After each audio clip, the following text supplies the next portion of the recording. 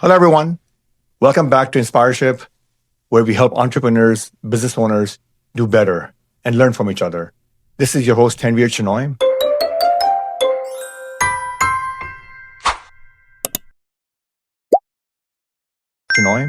Today, I'm extremely excited to bring not just a client, but a friend as well, Araceli Sanchez, who owns a video and photography business. She's come a long way. She's done an amazing job last few years. What she has accomplished based on the failures that she may have had in the past, and that kept her going. Araceli, how are you doing? I'm doing great. Thank you so much for taking the time out. So just tell us first about yourself, your hobbies, what do you do, and then we can kind of go from there. Okay. Well, my name is Araceli Sanchez, and my business its name is Addis Images, and I love what I do. So honestly, my hobby is just my work, and thank God I get paid doing my hobby, right? So do what you love. I don't do nothing else but taking pictures all the time. Wow. But I get paid, right? So is this something that you always wanted to do since you were young? no, I actually wanted to be a math teacher, professor Really? in university. Yes. Oh, wow. So okay. A big change. Yes. Yeah. Things changed because of, life happens. And I turn out to be a photographer. I see. Let's go back in time when you first started your business. What inspired you to start your business? What's that one thing or two things that happened? And were you trying to solve a problem? Was there in the market that you saw there's a gap for this type of service? How did it all start for you? So I was already a photographer since I was 19. I bought my first camera and I used to freelance for other businesses, for other people.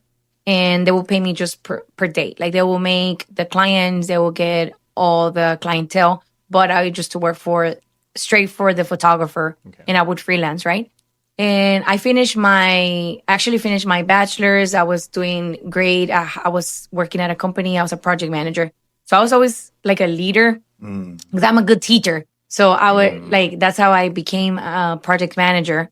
Everything was going great, but COVID hit. And after COVID hit, that's when I had to do something else that didn't require me to get a job, right? Like it was my own thing. So I started taking pictures because of COVID, on my own.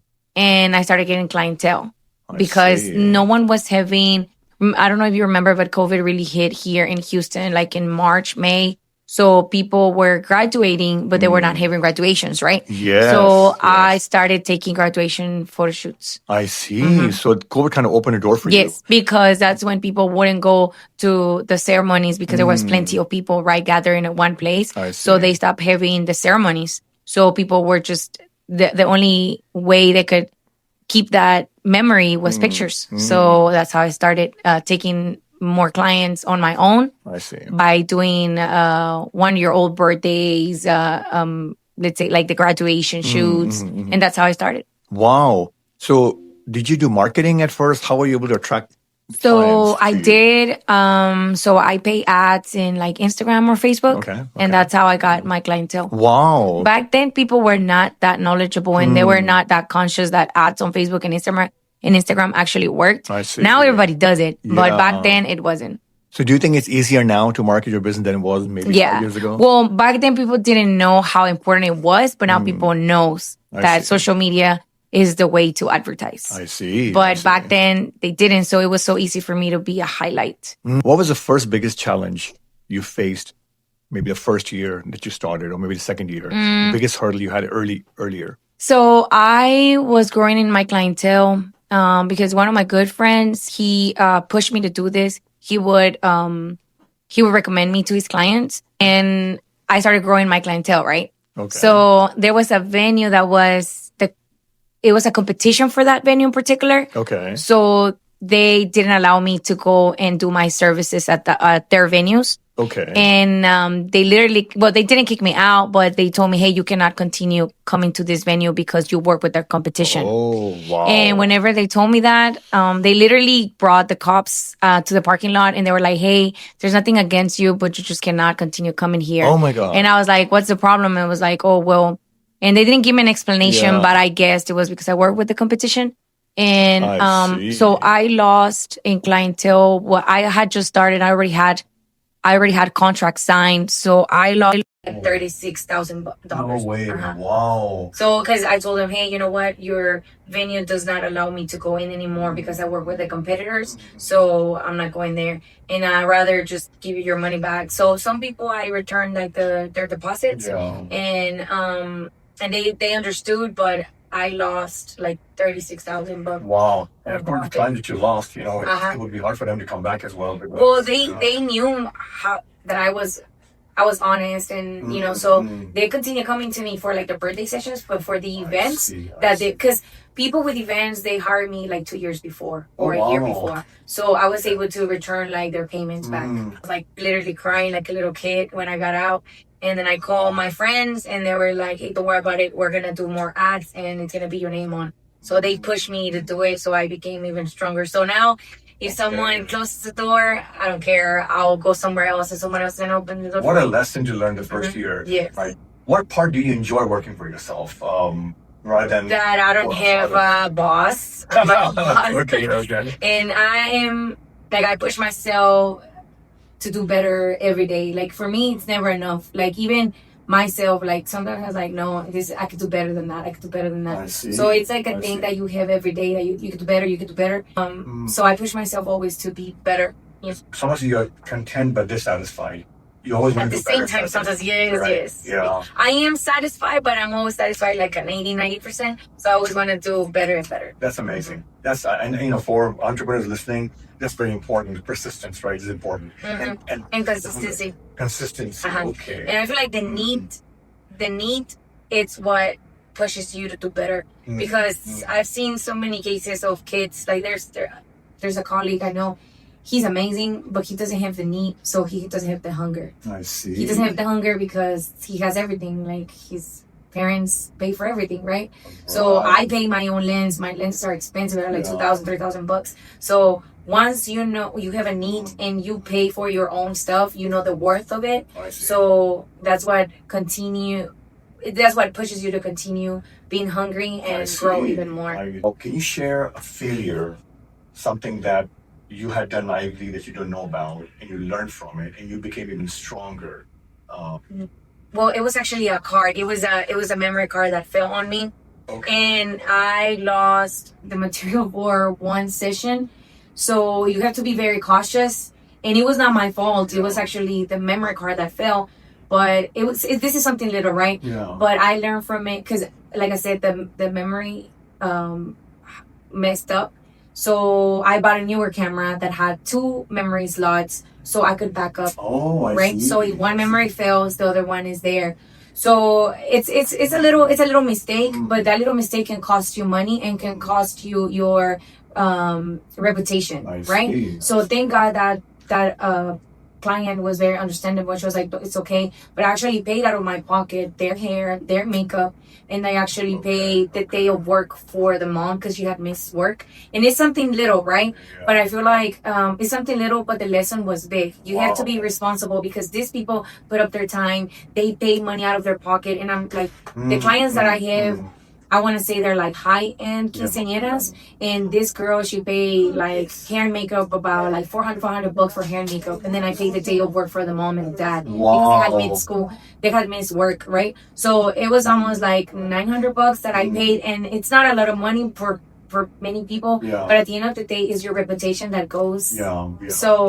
So you have to be responsible for every single little step that you take. And it was not my mistake. It was actually the memory card. But what I did is I spent money on a more expensive camera. So it has 2 camera slots. Just in case something happens, we always have like. That's amazing. So something little, but it kind of saved you from bigger problems, grievances that might have happened, right? Even though it was not your fault, at the end of the day, it's your business, and you have to take accountability for it. So you clients don't accept excuses.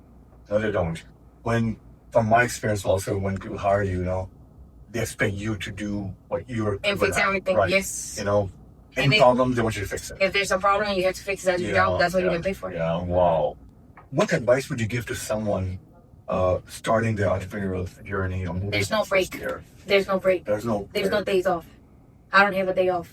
Every day? Yes. Even on weekends? Yes. Oh, I see. And you have to find a balance. Now that I'm older and I have a daughter, I have to find a balance of spending time with my loved ones. Yeah. But even though I have a day off, I literally take maybe one day off to be with my daughter, or 2 days off. Okay.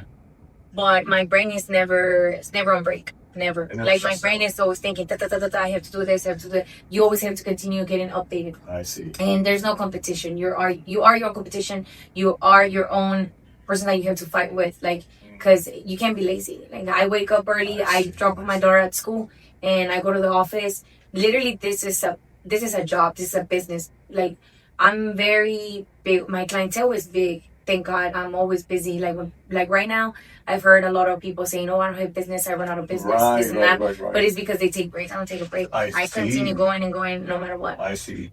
For someone listening, what is the one lesson entrepreneur must learn to succeed when starting out?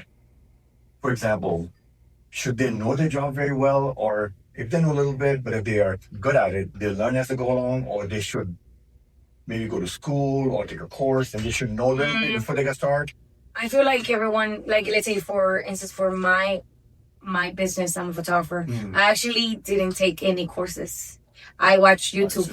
I learned everything from YouTube. So I'm like self-taught in a way, but I had the example of people. So I gathered, and I was always between people that was knowledgeable about it. So I always learn from everyone. So let's say if you want to be a photographer, get friends that are photographers. Try to be their friend, or learn from them. I actually offered myself with one photographer to be his assistant for free. I was like, hey, I could go and help you for free because I want to learn from you.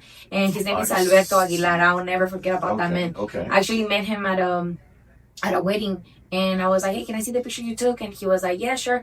And then I was like, hey, I have a camera. He was like, oh, what kind of camera? And I was like, oh, I have so-and-so. He was like, what? You have the newest camera? And I was like, yeah, and I don't even know how to use it. He was like, what? You come and help me. And just to grab the light, to help me with the lighting. And I'll teach you. And that's how I learned. So don't be afraid of asking that question. Don't be afraid to, wear your pupil, your student hat, and always learn.